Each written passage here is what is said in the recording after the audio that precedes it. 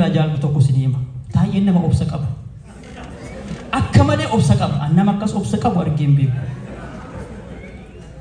Taayee jechuun bar nama qarshii miliyoona lamarraa badee har'as lubbuun jiru.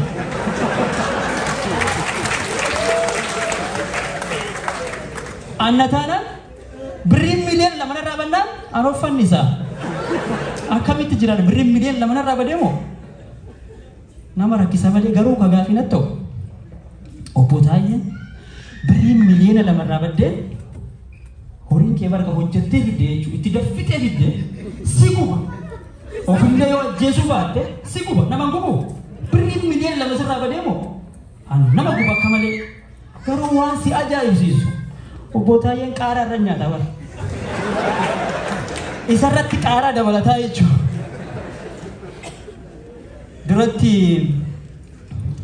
Taayeen yeroo haasa'u Taayee qofa osoo hin taane jechuun aangawoonni warra mootummaa kun hundinuu jecha tokko dubbachuudhaaf deebii tokko sii deebisuudhaan akkam oolte nagaan oolis jechuudhaaf irra guutuu si jedhan. Ani jechuun kun gaafii natti ta'eetiin hiriyaa kee tokko gaafadhe.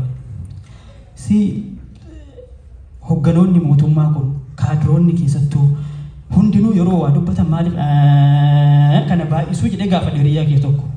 Fakkeenyaaf Obbo Taayee, Obbo Shimallis yoo dubbatan hundinuu akkanuma jedhani kun maali jennaani ani hin beeku. Wanni jedhu waan qalamee jiru yookiin qalamaa jirutu jedha. Waan qalamee jiru yookiin qalamaa jirutu jedha. Ani ka Taayeen beeku Obbo Shimallis garuu qalamaaf qophaa'ee waan jiruuf galatoomaa ulfaadha.